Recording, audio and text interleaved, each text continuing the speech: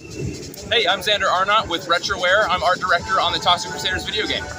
Where did the Toxic Crusaders video game come from? Like, whose idea was it to return to this long-forgotten children's cartoon series? It's a long story, but basically, you know, we've had some experience with Troma, with Blake Kaufman and the gang, and we decided, you know, it'd be so fun to revisit the cartoon. There's a lot of personality there. There's a lot of untapped potential with those characters. So we thought it would be great to bring them into the fray of the new beat-em-up scene, you know? And there's I mean, is this coming off the, I know you're not involved with the Teenage Mutant Ninja Turtle game, but is this coming off the success of the Ninja Turtles? So we had actually planned on making this game about a year and a half ago, roughly. So we had kind of already started working on the game when Turtles came out, and then when we saw how well that did, I mean, it was just it was full wind in the sails for realizing that the genre was going to be successful and do really well. So. What are some of the things in the game that we can look forward to seeing? So we have we're planning to have the full cast, all of the Crusaders, including you know, Yvonne for the first time, Toxic's girlfriend, and Mrs. Junko, Toxic's mom, which will be really awesome. We're planning on having some Troma film references. You know, we plan to have references to Poultrygeist, you know, Return to you know, Classic Nukem High, stuff like that. So it'd be really great to go to those places in the context of the cartoon. How many levels is the game? Right now it's 7. We have 7 levels, but each level has a selection of scenes and setups, so it's pretty densely packed with stuff.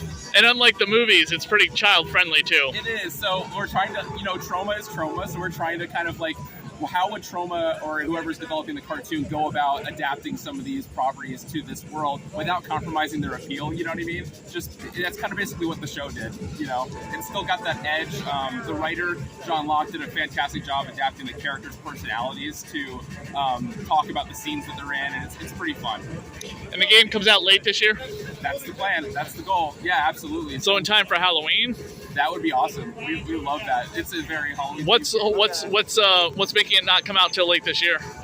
Well, you know, besides the movie release, we want to make sure that we've got that lined up. But we're also still working on the game. You know, we're making sure that it's what it needs to be when it comes out, and it's what everyone wants it to be. Will there be a physical release in like a neon green kind of? So cool. Yeah, instead of like a black box or a blue box or whatever it is. Yeah. Yeah, with physical releases, it's tricky, right? So we don't have anything set in stone, but assuming the game does well enough, then there's demand for it. I can't see why we wouldn't try and shoot for that, you know? Who are the actors playing the different people, do you know? So we have members of Team 4-Star working on it, you know, Dragon Ball Z Abridged. They're come on board to help voice direct and be different characters in the cast. So we haven't announced who's playing who yet, but you'll know soon enough when we start posting stuff about it, you know? Did you ever watch the cartoon growing up? I did not, actually. So I came into the project when I heard we were doing Toxic stuff and did all of the research I possibly could. I grew up with the 80s cartoons. I love animation. I love cartoons, especially from that era. So it was a treat, kind of like realizing that I found nostalgia in something I'd never actually watched as a kid, you know?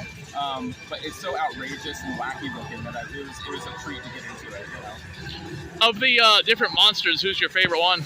Of the Crusaders? Yeah.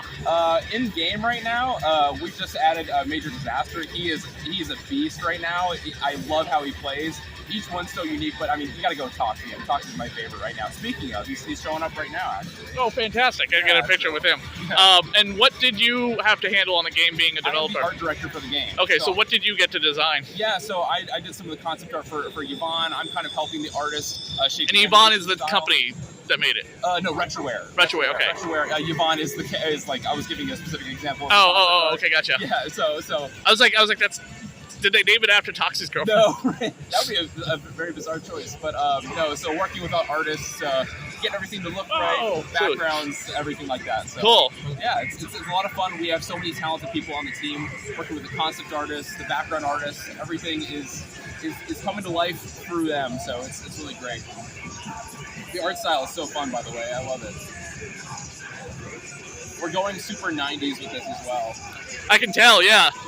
Classic style beat 'em up looks fantastic. My favorite is always the dog, the junkyard dog with the spikes. Okay, so he's a fan favorite right now. Definitely. He's everyone's favorite. Awesome. Well, thank you so much, dude. Appreciate it. No problem, for sure. Cleanup time, right?